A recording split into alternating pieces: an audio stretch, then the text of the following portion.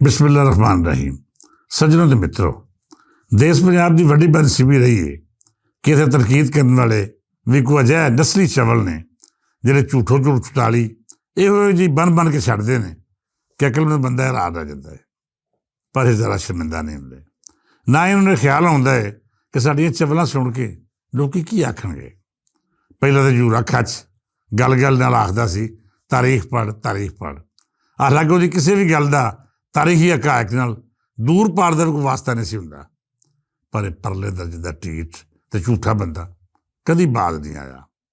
हुण एक अजिही कपत्ती जनानी सोशल मीडिया राहीं ये साबित करन टुरी हुई है कि जिवें पंजाबी बोली विच ना तो कभी कोई वड्डी तखलीक हुई तो ना ही इस बोली ने कोई इलमी हवाला दुनिया को दिता।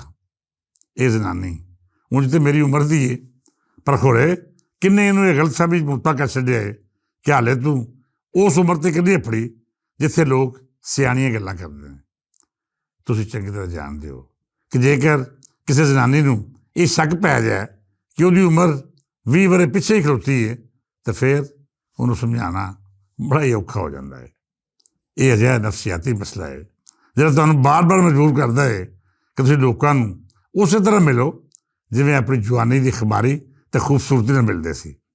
फिर जब तुहानूं जाली दानश्वरी तो झूठी खोजकारी की बीमारी भी होवे, तुसीं ये ख्याल करो कि साडे तो वड्डा तो अरस्तू धरती ते जम्मे ही कोई नहीं, तो अपने रिसर्चर तो इहो जिहा विलाग लिखवाओ जिन्होंने तारीखी मुगालते की बजाय हकायक दसो, तो फिर मैं समझदा हाँ कि अजिहा बंदे का इलाज मुमकिन ही नहीं। पिछले दिनी मैनूं पंजाबी तहरीक नाल जुड़े बहुत सारे दोस्तों ने उज़मा रूमी नामी एक जनानी के विलाग कर ले, जिन्हां विच वो दावा कर रहे थे कि पंजाबी बोली की थावें उर्दू ज़्यादा पुरअसर है। उन्हें यह भी आख्या कि पंजाबी हुण अपनी माँ बोली की थावें उर्दू को इख्तियार कर रहे हैं क्यों जो उन्होंने अपने बालों को बेहतर मुस्तकबिल देना है जिहड़ा पंजाबी राही मुमकिन ही नहीं। उन्हें दावा भी किया कि पंजाबी बोली ना तो निसाब का जरिया हो सकती है तो ना ही कभी भी इस बोली ने वड्डियां तखलीकात अदब खजाने के सपुर्द कीतियां। इहदे नाल नाल दानश्वरी के खमार विच वो इत्थों तक आ गई कि पंजाबी बोली के खिलाफ ना तो किसी बाहरों आए हाकम ने साजिश की तो ना ही अंग्रेज़ों ने इस बोली को मार मुकाने की कोशिश की। मैं अर्ज़ की है ना कि जेकर तुसी बहुत सारे नफसियाती अवारस का शिकार हो तो फिर तुहानूं समझाना या दलीलां राही काल करना कोई सौखा काम नहीं, पर फिर भी मैं अपना फर्ज अदा करांगा। कोई तारीखी हकायक नाल साबित करांगा कि भैन मेरी है अपने रिसर्चर नूं आख कि तारीख पढ़े। वो तारीख नहीं जिहड़ी झूरे खच दे गुमान विच है, वो तारीख जिहड़ी इस धरती ने आप पोगी, जो इस धरती उत्ते बीतिया, जो इस धरती के वसनीकां ने बर्दाश्त किया, जो कुर्बानियां दित्तियां ते जिवें इस धरती की आज़ादी की जदोजहद की। ये सब गल्लां साडे दुश्मनां ने लिखियां ते आज़ादी की तारीख का मुशाहदा करने वाले उन्हां सूझवानां भी जिहड़े देश पंजाब की रेतल ते रीत रिवाजां तो चंगी तरह वाकिफ ने। मैं उज़मा रूमी की कदर करता हूँ। वो जनानी है तो जनानी साडी रेतल की सिक्ख्या पारों हर हाल च काबिल एहतराम होंदी है। मैं भी अर्ज करता जावां कि सानूं ना तो उर्दू नाल कोई नफरत है तो ना ही असीं इस बोली नूं देश पंजाब लई कोई खतरा महसूस करते हैं। एक आम जी जबान है जिहड़ी पंजाबियों की तखलीकी सोच की मुहताज रही है। इस बोली ने जिन्ना सरमाया इकट्ठा किया वो सब देश पंजाब के वसन वाले अता किया। दो चार ना कढ़ दिओ फिर उर्दू के पल्ले स्वाय पंजाबियों तो कुछ नहीं बचता। हुण पंजाबी इस बोली में लिखण क्यों मजबूर होया, ये वो सवाल है जिसका जवाब वो ही खोजकार दे सकता है जिन्हें अपनी पूरी हयाती सूझ के खेतर च गाली होवे। असीं इहदे उत्ते भी चलन पावांगे ते हर उस तावील नूं दलील राहीं झूठिया साबित करांगे जिहड़ी उज़मा रूमी सने पंजाब तो नफरत करने की साजिश का हिस्सा है। उज़मा भी फरमांदियां ने कि उर्दू का वजूद 10वीं सदी ईस्वी के नेड़े साबित होता है। असीं उन्हां दी इस राय का एहतराम करते हैं। वो भी आखदियां ने कि अमीर खुसरू ने अज तो कई सदियां पहलां अपने कलाम राहीं उर्दू बोली नूं वो पहचान दी जिहड़ी किसी बोली की इब्तदाई शक्ल करार दी जा सकती है।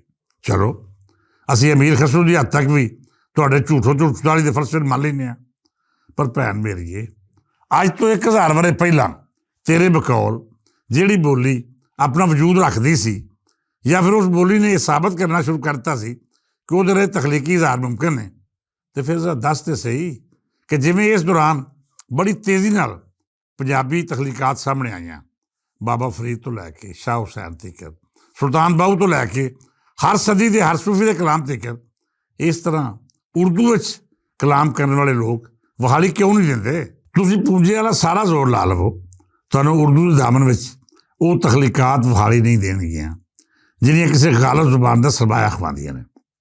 ਜੇਕਰ 10ਵੀਂ ਸਦੀ ਈਸਵੀ ਤੇ ਲੋਕਾਂ ਨੇ ਉਰਦੂ ਵਰਤਣੀ ਸ਼ੁਰੂ ਕਰ ਦਿੱਤੀ ਸੀ, ਤੇ ਫਿਰ ਉਰਦੂ ਦਾ ਉਹ ਤਖਲੀਕੀ ਸਰਮਾਇਆ ਕਿੱਥੇ ਗਾਇਬ ਹੋ ਗਿਆ ਜਿਹੜਾ ਸਾਨੂੰ ਉਦੋਂ ਹੀ ਵਹਾਲੀ ਦਿੰਦਾ ਹੈ ਜਦੋਂ ਇੱਥੇ ਅੰਗਰੇਜ਼ ਹਾਕਮ ਹੋਇਆ। ਅੰਗਰੇਜ਼ ਤੋਂ ਪਹਿਲਾਂ ਹਿੰਦਵੀ ਜਾਂ ਰੇਖਤਾ ਵਿੱਚ ਉੱਕਾ ਦੁੱਕਾ ਸ਼ਾਇਰ ਨਜ਼ਰ ਆਉਂਦੇ ਨੇ, ਉਹ ਵੀ ਅੱਜ ਦੀ ਤਨਕੀਦੀ ਤਕਰੀਬ ਤੋਂ ਤੋਲੀਏ ਤਾਂ ਕੋਈ ਵੱਡੇ ਨਾਂ ਨਹੀਂ।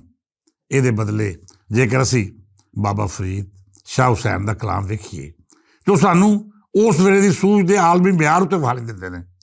ਜਿੱਥੇ ਤੱਕ ਸਾਡੀ ਇਸ ਕਮਲੀ ਭੈਣ ਦਾ ਇਹ ਦਾਅਵਾ ਹੈ ਕਿ ਗਜ਼ਨਵੀ ਦੌਰ ਵਿੱਚ ਸੂਫੀ ਇੱਥੇ ਆ ਕੇ ਵਸੇ ਅਤੇ ਉਹਨੇ ਆਪਣੀ ਬੋਲੀ ਰਾਹੀਂ ਉਰਦੂ ਦੀ ਆਬਿਆਰੀ ਕੀਤੀ, ਜਾਂ ਇੰਝ ਆਖ ਲਵੋ ਕਿ ਉਹਦੇ ਆਉਣ ਨਾਲ ਇੱਥੇ ਇੱਕ ਨਵੀਂ ਜ਼ਬਾਨ ਸਾਹਮਣੇ ਆਈ। ਹੁਣ ਇਸ ਦਾਅਵੇ ਨੂੰ ਤੁਸੀਂ ਇਸ ਨਜ਼ਰੀਏ ਨਾਲ ਵੇਖੋ ਕਿ 10ਵੀਂ ਸਦੀ ਈਸਵੀ ਮਗਰੋਂ ਇਸ ਖਿੱਤੇ ਵਿੱਚ ਇਸਲਾਮ ਬਹੁਤ ਤੇਜ਼ੀ ਨਾਲ ਫੈਲਿਆ। ਬਹੁਤਾ ਦੂਰ ਨਾ ਜਾਓ, ਅੱਜ ਦੇ ਦੌਰ ਦੀ ਇੱਕ ਮਿਸਾਲ ਨਾਲ ਮੈਂ ਮਸਲਾ ਹੱਲ ਕਰ ਦਿੰਦਾ ਵਾਂ। ਅਸੀਂ ਲੋਕ ਘੱਟੋ ਘੱਟ ਪਿਛਲੀਆਂ 10 ਪੀੜ੍ਹੀਆਂ ਤੋਂ ਮੁਸਲਮਾਨ ਹਾਂ। ਅਰਬੀ ਬੋਲੀ ਵਿੱਚ ਕੁਰਾਨ ਪਾਕ ਪੜ੍ਹਦੇ ਹਾਂ, ਅਰਬੀ ਵਿੱਚ ਨਮਾਜ਼ ਪੜ੍ਹਦੇ ਹਾਂ, ਅਤੇ ਇਸ ਤੋਂ ਵੱਧ ਅਸੀਂ ਨਿਸਾਬ ਦਾ ਵੀ ਇੱਕ ਵੱਡਾ ਹਿੱਸਾ ਅਰਬੀ 'ਚ ਪੜ੍ਹ ਕੇ ਆਏ ਹਾਂ। ਆਪਣੇ ਦਿਲ ਉੱਤੇ ਹੱਥ ਰੱਖ ਕੇ ਦੱਸੋ ਕਿ ਜਦੋਂ ਇਮਾਮੇ ਕਾਬਾ ਪਾਕਿਸਤਾਨ ਦਾ ਦੌਰਾ ਕਰਦੇ ਨੇ ਅਤੇ ਕੀ ਅਸੀਂ ਉਹਦੀ ਗੱਲਬਾਤ ਸਮਝ ਲੈਂਦੇ ਹਾਂ? ਉਸਮਾ ਬੀਬੀ ਇਮਾਨਦਾਰੀ ਨਾਲ ਦੱਸੋ ਕਿ ਜਦੋਂ ਅੱਜ ਦਾ ਖੁਤਬਾ ਟੀ ਵੀ ਉੱਤੇ ਬੜਾ ਰਸ ਵਿਖਾਇਆ ਜਾਂਦਾ ਹੈ, ਕਿ ਅਸੀਂ ਉਹ ਖੁਤਬਾ ਸਮਝ ਸਕਦੇ ਹਾਂ? ਕਿ ਸਾਡੀ ਸਮਝ 'ਚ ਆਉਂਦਾ ਹੈ ਕਿ ਬਾਬੇ ਹਰੀ ਕੀ ਬੋਲ ਰਹੇ ਨੇ? ਹਰਗਿਜ਼ ਨਹੀਂ, ਹਰਗਿਜ਼ ਨਹੀਂ। ਸਾਨੂੰ ਜਾਂ ਤਾਂ ਮੁਤਰਜਮ ਦੀ ਲੋੜ ਪੈਂਦੀ ਹੈ, ਜਾਂ ਫਿਰ ਸਾਨੂੰ ਉਹ ਖੁਤਬਾ ਸਿਰਫ ਔਰ ਸਿਰਫ ਨੇਕੀ ਸਮਝ ਕੇ ਸੁਣਨਾ ਪੈਂਦਾ ਹੈ। ਹੁਣ ਅਸੀਂ ਆਉਂਦੇ ਹਾਂ ਉਸੇ ਗੱਲ ਉੱਤੇ ਜਿਹੜੀ ਥੋੜ੍ਹੀ ਦੇਰ ਪਹਿਲਾਂ ਤੇਰੇ ਪਾਸ ਆਈ। ਬੀਬੀ ਹੋਰਾਂ ਆਖਿਆ ਕਿ ਬਾਹਰੋਂ ਆਉਣ ਵਾਲੇ ਸੂਫੀਆਂ ਨੇ ਇਸਲਾਮ ਦੀ ਤਬਲੀਗ ਕੀਤੀ, ਬਹੁਤ ਸਾਰੇ ਲੋਕ ਤੇਜ਼ੀ ਨਾਲ ਇਸਲਾਮ ਕਬੂਲ ਕਰ ਗਏ। ਇੱਕ ਐਵਰੇਜ ਸੋਚ ਰੱਖਣ ਵਾਲਾ ਬੰਦਾ ਵੀ ਚੰਗੀ ਤਰ੍ਹਾਂ ਜਾਣਦਾ ਹੈ ਕਿ ਬੇਗਾਨੀ ਬੋਲੀ ਵਿੱਚ ਕਿਸੇ ਵੀ ਮਜ਼ਹਬ ਦੀ ਤਬਲੀਗ ਮੁਮਕਿਨ ਹੈ। ਜੇਕਰ ਤੁਸੀਂ ਪੰਜਾਬ ਵਿੱਚ ਤਬਲੀਗ ਕਰਨੀ ਹੈ ਤਾਂ ਲਾਜ਼ਮੀ ਹੈ ਕਿ ਤੁਸੀਂ ਪੰਜਾਬੀ ਬੋਲੋ, ਸਿੱਖੋ, ਲੋਕਾਂ ਦੇ ਸਵਾਲਾਂ ਦਾ ਜਵਾਬ ਦਿਓ, ਉਹਨੂੰ ਰੱਬ ਦਾ ਪੈਗਾਮ ਪਹੁੰਚਾਓ, ਸੱਚ ਤੇ ਝੂਠ ਦੱਸੋ, ਤਾਂ ਹੀ ਉਹ ਤੁਹਾਡੇ ਅਕੀਦੇ ਨਾਲ ਜੁੜਨਗੇ ਜਾਂ ਤੁਹਾਡੇ ਇਸਲਾਮ 'ਤੇ ਈਮਾਨ ਲਿਆਉਣਗੇ। ਮੇਰੇ ਮੁਰਸ਼ਿਦ ਦਾਤਾ ਅਲੀ ਹਜ਼ਵਰੀ ਨੇ ਲਾਹੌਰ ਦੇ ਖਿੱਤੇ ਦੇ ਆਲੇ ਦੁਆਲੇ ਵਸਣ ਵਾਲੇ ਹਜ਼ਾਰਾਂ ਜਾਂ ਲੱਖਾਂ ਲੋਕਾਂ ਨੂੰ ਮੁਸ਼ਰਫ ਇਸਲਾਮ ਕੀਤਾ। ਕੋਈ ਵੀ ਸਮਝ ਬੂਝ ਰੱਖਣ ਵਾਲਾ ਸ਼ਖਸ ਇਹ ਤਸਲੀਮ ਨਹੀਂ ਕਰ ਸਕਦਾ ਕਿ ਬਾਬਾ ਜੀ ਨੇ ਆਪਣੀ ਤਬਲੀਗ ਫਾਰਸੀ ਜਾਂ ਅਰਬੀ ਰਾਹੀਂ ਕੀਤੀ। ਮੇਰੇ ਕੋਲ ਕਈ ਹਵਾਲੇ ਮੌਜੂਦ ਨੇ ਜਿਹੜੇ ਸਾਬਤ ਕਰਦੇ ਨੇ ਕਿ ਹਜ਼ਰਤ ਅਲੀ ਹਜ਼ਵਰੀ ਦਾਤਾ ਸਰਕਾਰ ਨੇ ਪੰਜਾਬੀ ਜ਼ਬਾਨ ਸਿੱਖੀ, ਮੁਕਾਮੀ ਲੋਕਾਂ ਨਾਲ ਪੰਜਾਬੀ 'ਚ ਗੱਲਬਾਤ ਕੀਤੀ, ਪੰਜਾਬੀ ਬੋਲੀ ਰਾਹੀਂ ਦਲੀਲਾਂ ਦਿੱਤੀਆਂ ਅਤੇ ਉਹਨੂੰ ਮੁਸ਼ਰਫ ਇਸਲਾਮ ਕੀਤਾ। ਹਾਂ, ਇਹ ਗੱਲ ਜ਼ਰੂਰ ਹੈ ਕਿ ਏਸ਼ੀਆ ਦੀ ਗਾਲਬ ਜ਼ੁਬਾਨ ਫਾਰਸੀ ਸੀ, ਤਾਂ ਹੀ ਉਹਨਾਂ ਨੇ ਆਪਣੀਆਂ ਕਿਤਾਬਾਂ ਫਾਰਸੀ ਰਾਹੀਂ ਦੁਨੀਆ ਤੱਕ ਪੜ੍ਹਾਈਆਂ, ਕਿਉਂ ਜੇ ਪੂਰੇ ਬਰੇ ਸਗੀਰ ਅਤੇ ਇਹਦੇ ਨਾਲ ਨਾਲ ਲਹਿੰਦੇ ਪਾਸੇ ਵਸਦੇ ਮੁਲਕਾਂ ਦੀ ਵੱਡੀ ਤਾਦਾਦ ਫਾਰਸੀ ਬੋਲਦੀ ਅਤੇ ਸਮਝਦੀ ਸੀ। ਸੋ ਬਾਬਾ ਜੀ ਦਾ ਖੋਜ ਦਾ ਕੰਮ ਜ਼ਿਆਦਾਤਰ ਮਜ਼ਹਬੀ ਹਵਾਲੇ ਨਾਲ ਇਸੇ ਬੋਲੀ ਸਾਹਮਣੇ ਆਇਆ। ਪਰ ਇਹਦਾ ਇਹ ਮਤਲਬ ਹਰਗਿਜ਼ ਨਹੀਂ ਕਿ ਬਾਬਾ ਜੀ ਨੇ ਇੱਥੇ ਆ ਕੇ ਫਾਰਸੀ ਤਬਲੀਗ ਕੀਤੀ। ਲੋਕਾਂ ਨੇ ਜਿਹੜੇ ਅਨਪੜ੍ਹ ਵੀ ਸਨ, ਖੇਤ ਮਜ਼ਦੂਰ ਤੋਂ ਲੈ ਕੇ ਰੋਟੀ ਰੋਜ਼ੀ ਲਈ ਹੋਰ ਛੋਟੇ ਮੋਟੇ ਕੰਮ ਕਰਦੇ ਸਨ, ਉਹਨਾਂ ਨੇ ਆਪਣੇ ਵੱਡ ਵਡੇਰਿਆਂ ਦਾ ਮਜ਼ਹਬ ਬਗੈਰ ਕਿਸੇ ਦਲੀਲ ਦੇ ਛੱਡ ਕੇ ਇੱਕ ਨਵਾਂ ਮਜ਼ਹਬ ਕਬੂਲ ਕਰ ਲਿਆ, ਜਿਹਦੇ ਬਾਰੇ ਕਿਸੇ ਹੋਰ ਬੋਲੀ ਵਿੱਚ ਉਹਨੂੰ ਦੱਸਿਆ ਤਾਂ ਸਮਝਾਇਆ ਗਿਆ। ਇਹ ਦਲੀਲ ਨਾ ਤਾਂ ਅਕਲ ਤਸਲੀਮ ਕਰਦੀ ਹੈ ਅਤੇ ਨਾ ਹੀ ਯਕੀਨੀ ਤੌਰ 'ਤੇ ਇੰਜ ਹੋਇਆ ਹੋਵੇਗਾ। ਸਿਰਫ ਬਾਬਾ ਜੀ ਅਲੀ ਹਜ਼ਵਰੀ ਦਾਤਾ ਸਰਕਾਰ ਦੀ ਗੱਲ ਜਾਂ ਹਵਾਲਾ ਨਹੀਂ, ਤੁਸੀਂ ਦੂਜੇ ਬਜ਼ੁਰਗਾਂ ਵੱਲ ਵੀ ਵੇਖ ਲਵੋ ਜਿਹੜੇ ਇਸ ਧਰਤੀ ਉੱਤੇ ਆਏ ਅਤੇ ਉਹਨੇ ਆਪਣੀ ਬੋਲੀ ਦੇ ਨਾਲ ਨਾਲ ਪੰਜਾਬੀ ਵੀ ਇਖਤਿਆਰ ਕੀਤੀ ਅਤੇ ਆਪਣਾ ਬਹੁਤ ਸਾਰਾ ਕਲਾਮ ਪੰਜਾਬੀ ਦੇ ਸਪੁਰਦ ਕੀਤਾ। ਮੈਂ ਸਿਰਫ ਪੰਜਾਬੀ ਬੋਲੀ ਦੇ ਵੱਡੇ ਸ਼ਾਇਰ ਹਜ਼ਰਤ ਬਾਬਾ ਫਰੀਦ ਦਾ ਹਵਾਲਾ ਪੇਸ਼ ਕਰਾਂਗਾ, ਜਿਨ੍ਹਾਂ ਨੇ ਹਜ਼ਰਤ ਅਲੀ ਹਜ਼ਵਰੀ ਅਲੈਹ ਰਹਿਮਤ ਤੋਂ ਬਸ ਇੱਕ ਸਦੀ ਮਗਰੋਂ ਇਸ ਕਦਰ ਰਿਫਾਈਨ ਪੰਜਾਬੀ ਵਿੱਚ ਸ਼ਾਇਰੀ ਕੀਤੀ ਜਿਹੜੀ ਅੱਜ ਵੀ ਸਮਝੀ ਜਾਂਦੀ ਹੈ ਅਤੇ ਉਹਦੇ ਵਿੱਚੋਂ ਗਿਆਨ ਦੀ ਮੋਤੀ ਚੁਣਨਾ ਮੁਸ਼ਕਿਲ ਕੰਮ ਨਹੀਂ। ਮਤਲਬ ਇਹ ਕਿ ਉਸ ਵੇਲੇ ਪੰਜਾਬੀ ਬੋਲੀ ਤਖਲੀਕੀ ਹਵਾਲੇ ਨਾਲ ਨਾ ਸਿਰਫ ਮੌਜੂਦ ਸੀ, ਬਲਕਿ ਤਸੱਵੁਫ ਦੀ ਪਹਿਲੀ ਪੌੜੀ ਸਾਬਤ ਹੋਣ ਵਾਲੇ ਅਜ਼ੀਮ ਸੂਫੀ ਸ਼ਾਇਰ ਨੇ ਆਪਣੇ ਲੋਕਾਂ ਨਾਲ ਇਸੇ ਬੋਲੀ ਦਾ ਖਿਤਾਬ ਕੀਤਾ। ਸੱਜਣ ਪਿਆਰਿਓ, ਇਸ ਤਹਿਕੀਕ ਦੇ ਹਵਾਲੇ ਨਾਲ ਅਸੀਂ ਕੱਲ੍ਹ ਦੁਬਾਰਾ ਗੱਲਬਾਤ ਅੱਗੇ ਵਧਾਵਾਂਗੇ। ਤੁਸੀਂ ਮੇਰੀਆਂ ਦਲੀਲਾਂ 'ਤੇ ਗੌਰ ਕਰਿਓ, ਸੱਜਣਾ ਮਿੱਤਰਾਂ ਦਾ ਮੁਕਾਲਮਾ ਵੀ ਕਰੋ, ਤਾਂ ਜੇ ਇਹ ਗੱਲ ਨਿੱਤਰ ਕੇ ਸਾਹਮਣੇ ਆ ਸਕੇ ਕਿ ਇਸ ਖਿੱਤੇ ਵਿੱਚ ਇਸਲਾਮ ਬੇਗਾਨੀਆਂ ਬੋਲੀਆਂ ਰਾਹੀਂ ਨਹੀਂ ਸੀ ਫੈਲਿਆ, ਬਲਕਿ ਬਾਹਰੋਂ ਆਏ ਅਜ਼ੀਮ ਸੂਫੀਆਂ ਨੇ ਅਤੇ ਇਸਲਾਮੀ ਬਜ਼ੁਰਗਾਂ ਨੇ ਇੱਥੋਂ ਦੀਆਂ ਮੁਕਾਮੀ ਬੋਲੀਆਂ ਸਿੱਖ ਕੇ ਲੋਕਾਂ ਨੂੰ ਇਸਲਾਮ ਦਾ ਫਲਸਫਾ ਸਮਝਾਇਆ ਅਤੇ ਇਹਦੇ ਨਾਲ ਨਾਲ ਉਹਨਾਂ ਨੂੰ ਹੱਕ ਅਤੇ ਬਾਤਲ ਦਾ ਫਰਕ ਦੱਸਿਆ। ਗੱਲ ਕੱਲ੍ਹ ਇੱਥੋਂ ਹੀ ਦੁਬਾਰਾ ਸ਼ੁਰੂ ਕਰਾਂਗੇ। ਅੱਜ ਲਈ ਇੰਨਾ ਹੀ। ਉਮੀਦ ਹੈ ਤੁਸੀਂ ਝੂਠ ਅਤੇ ਸੱਚ ਦਾ ਫਰਕ ਦਾ ਨਤਾਰਾ ਜ਼ਰੂਰ ਕਰੋਗੇ। ਇਸ ਦੁਆ ਨਾਲ ਇਜਾਜ਼ਤ ਦਿਓ ਕਿ ਰੱਬ ਸੱਚਾ ਮੇਰੇ ਦੇਸ਼ ਉੱਤੇ ਆਪਣੀਆਂ ਰਹਿਮਤਾਂ ਅਤੇ ਬਰਕਤਾਂ ਦੀ ਛਾਂ ਰੱਖੇ, ਇਹਨੂੰ ਹਰ ਮੁਸ਼ਕਲ ਤੋਂ ਮਹਿਫੂਜ਼ ਰੱਖੇ ਅਤੇ ਇਹਦੇ ਤਰਫ ਸਾਸ਼ਾ ਕਰਨ ਵਾਲੇ ਨੂੰ ਦੁਨੀਆ ਆਖਰਤ ਵਿੱਚ ਜ਼ਲੀਲ ਰਸਵਾ ਕਰੇ। ਇਜਾਜ਼ਤ ਦਿਓ। ਰੱਬ ਰੱਖਾ।